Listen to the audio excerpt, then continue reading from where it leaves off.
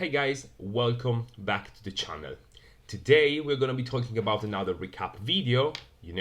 Every single week we are going to all the trades, the trades that have been taken during the week to see if there was consistency to show you, at least the one of you that are not in my Telegram group, and I suggest you to be in the Telegram group, to show you what happened and why I took the trades.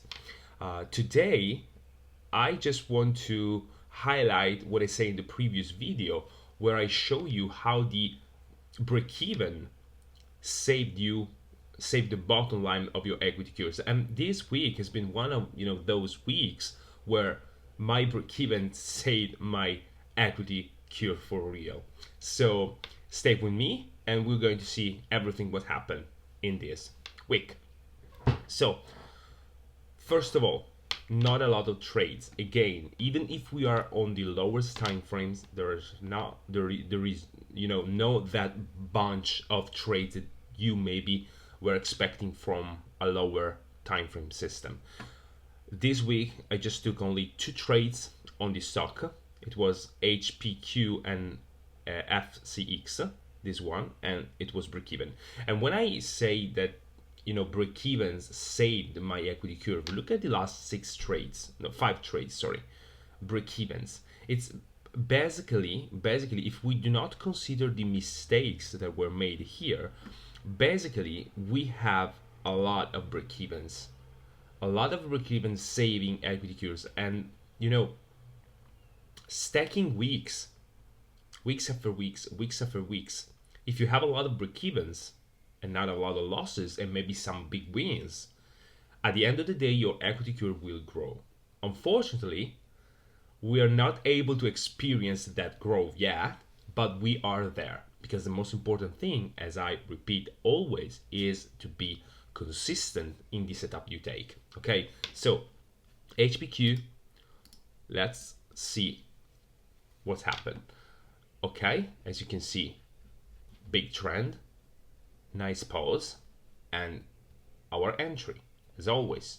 Okay, nothing crazy, nothing revolutionary, nothing out of the ordinary. Okay, trading is boring and the setups must always be the same. So this was the first trade and this was the finale.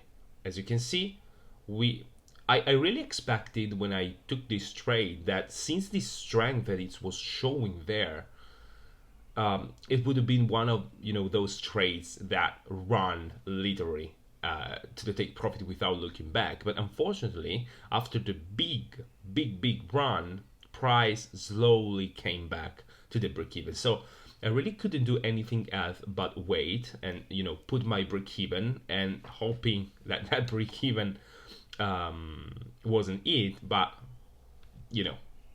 this is what happened. But was a perfect trade, because in another let's say another trade, an opportunity, another market, that would have been a take profit. Okay, so when price, as you can see, starts like that with this strength, you can do anything else but wait. There was no other choice in the management. I just couldn't do anything else but wait, and this is just a little bit unfortunate. Okay, and it happens. You have to get used to it, because at the end of the day we can control the market. We just can get positioned behind good markets and then let the market deliver. This was one those situations where we just got a bit unlucky. Okay, and then we have the finale. Yeah, as you can see, nothing crazy, but we hit the break even, and then price just went a little bit higher and then collapsed. Actually, this trade was a mistake, not the trade itself, but the break even. Because if you follow me on Telegram, again, I suggest you to follow on Telegram, because there is where the live action happens. On Telegram, I was just telling you that the mistake was in the break even placement, because I had a slippage of one, let's say one share. Okay, and I put the break even one share above. So if the break even, if the entry was 29.04, I was leaped to 25.05 and I put the break even at 25.06. This is why this trade took to break even, and this was a mistake. But I just moved the stop loss visually, okay, on the platform. I just tried to be as close as possible to the entry line, but I didn't notice that I was one share above and that the trade slipped up one share. So that would have been a small win, maybe a 1 to 2, yes, 1 to 2 trade. Instead, it was a break even. So all these little details matters when it comes to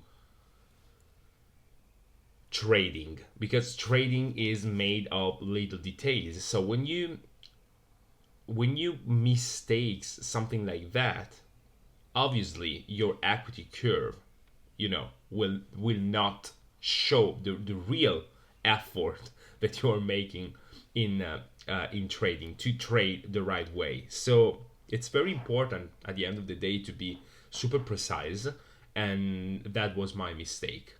Okay, it was too superficial from my side. I didn't check the slippage, I didn't check where I put the break even. I just wanted to break even as fast as possible, and so this the result. So that would have been a small win, but it's okay. I'm not complaining. This is another trade. As you can see, the overall environment is the same.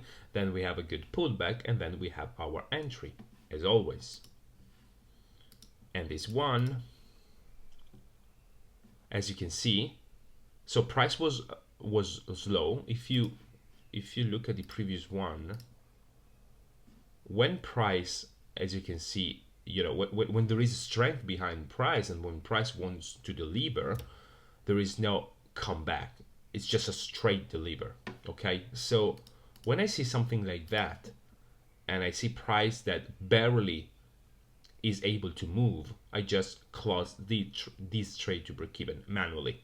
Okay, because I didn't want to be caught in choppy price action or take a stop loss for no reason at all. So I just decided to move to break even, and sorry, not to move to break even, to move to close, because I had now the chance to move to break even because of the choppy price action. So I decided to manually close to break even. Okay, so I don't like when there is no strength behind, the price, and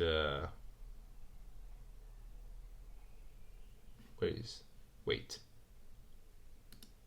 Oh, sorry guys, that was another trade.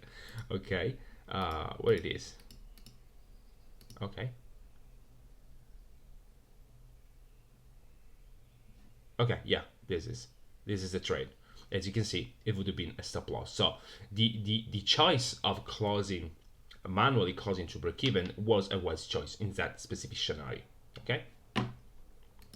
So these are the only two trades on stocks. Then we go on forex side. Forex side we had a little bit more. As you can see, we have 4 trades, and a little bit unfortunate in this trade too. And I'm gonna show you why.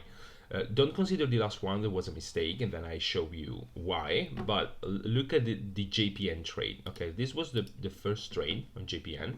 This is perfect price. Obviously in forex is just a little bit different in the sense that the overall context in forex is more choppy, so it's really hard to see moves like the stocks where they deliver.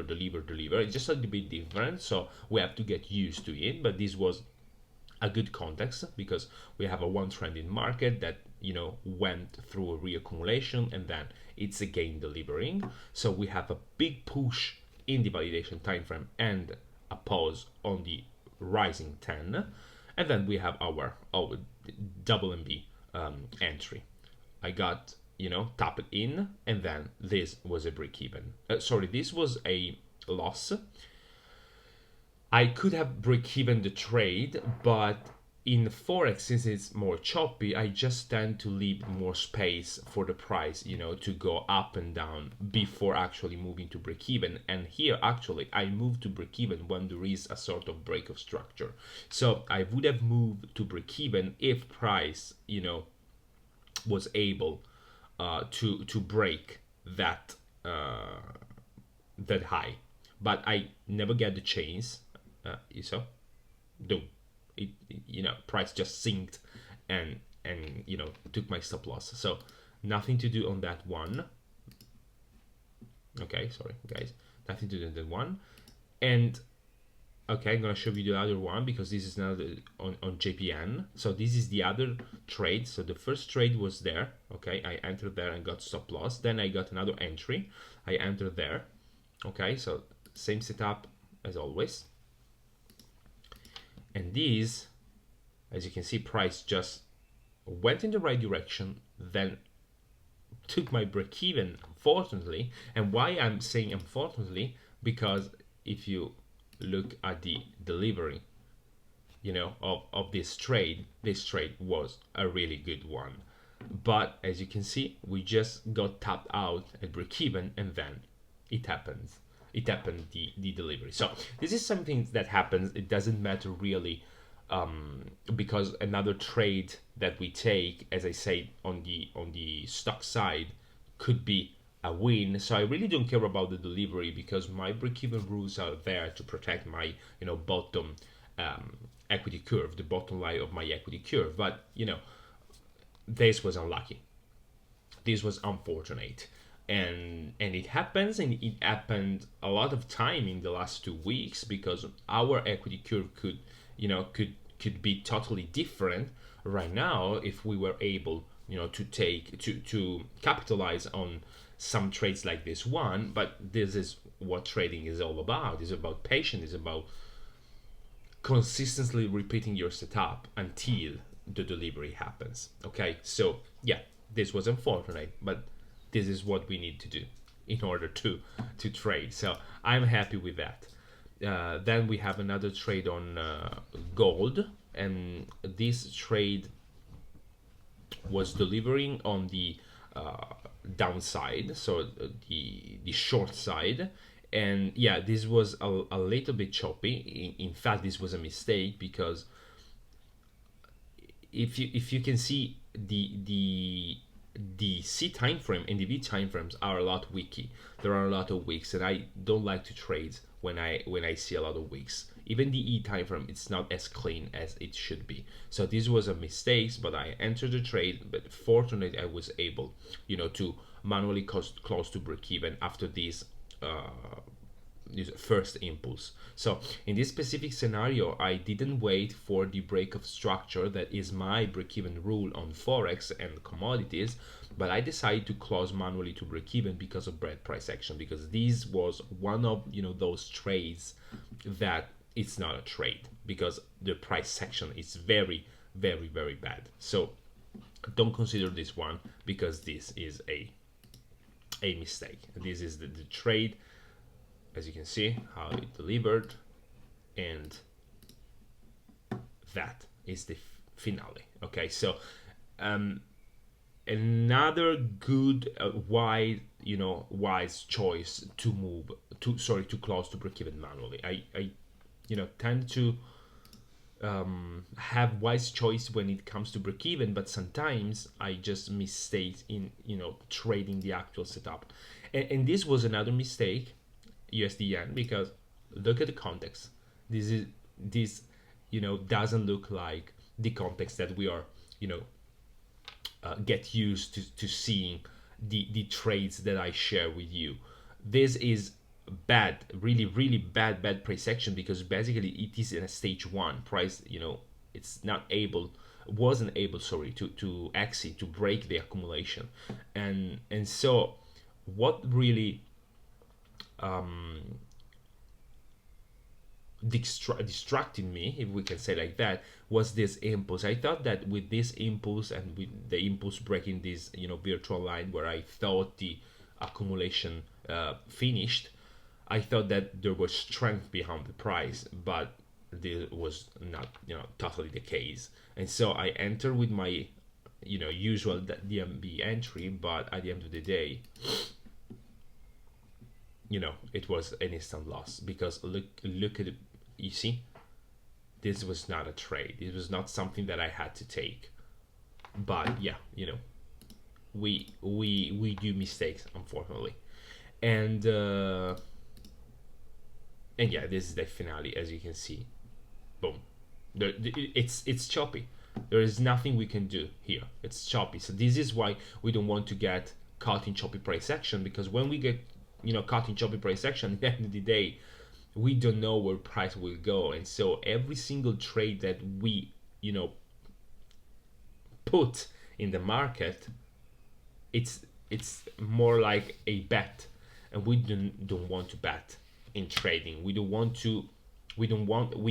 that our edge plays out. We don't want to bet. So this was a bet and was my mistake. So 2 mistakes on forex, and this is too much for me. Okay, so this is teaching me to be more focused on the trading session, and I know why I made these mistakes, and these mistakes were made because I just wanted the equity curve to play out. Since we started this journey together, and I'm starting doing these breakout and recap videos, the trading weeks were not really good for us, and so I just wanted to, not only for you but only for even for me, I just wanted to bring something different to the channel, an equity curve, a different equity curve, maybe some wins.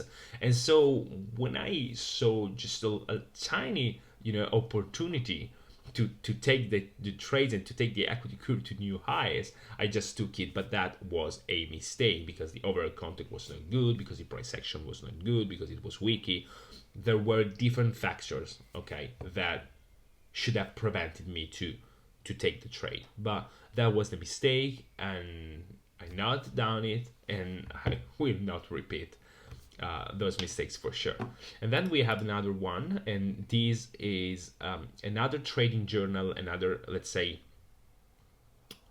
time frame that I'm using. This is very high time frame, okay, so daily entry, and I'm trying the daily entry because I have some plans around the MentStocks account, to use that MentStocks account as a retirement account, in the sense that I want to let it grow and let it grow without withdrawing. So I'm just testing some things on the higher time frame, and this was the first trade that I actually took, okay, in the higher time frame, and it was this one. As you can see, price is very directional. Then we have these pause on the rising 10. This was a little bit weaky, okay, as you can see, but we are on the daily, so price moves in a different way, and the entry time frame was not so weaky. So since the entry time frame was not all over the place, but it was a clean sell-off for me, I decided to enter the trade, and right now that trade is here. Okay, so this was a really good trade. Unfortunately, the yesterday's session was a negative session because the QQQ, and I'm gonna show you, open, as you can see, in gap down. It gapped down. So basically all the stocks, as you can see, not these ones, but these ones, this is my day trading watch list. All these stocks, open in a gap. So nothing was really tradable yesterday, and this is the reason behind that red candle. But I'm pretty happy with the trade because it is already to break even. In the 2 days ago session, we were lucky because it almost took out us to break even, and then delivered. But I think that in the next days, unless QQQ still sink down, I think in the next days, this is something that could deliver very well, because the cycle has just started again here. This is a reaccumulation, so this is the first, let's say, pullback, and then here we are in the first and second pullback. So usually we trade up until the fourth reaccumulation.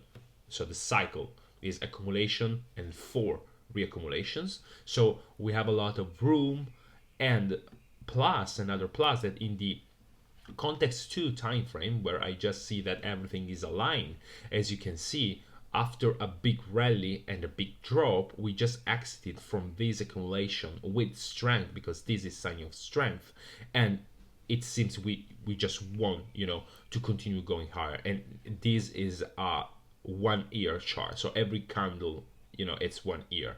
So there is a lot of possibility behind these stocks, and I just want to hold the stocks as long as I can. I will have to close on the 14th of July, yes, because of earnings. So I will not be able to hold the trades on earnings on the MentStocks account. So I want to see if there is a real chance to have enough time, from earnings to earning, it's 3 months, to hold the trade and to make a profit. I think yes, because at the end of the day, it's from 25 to 40 candles. So I think there is the room, to develop the trade, but this is a test. So we need to see how it's going. And yeah, that's all, guys. So thank you for following me again. If you like this,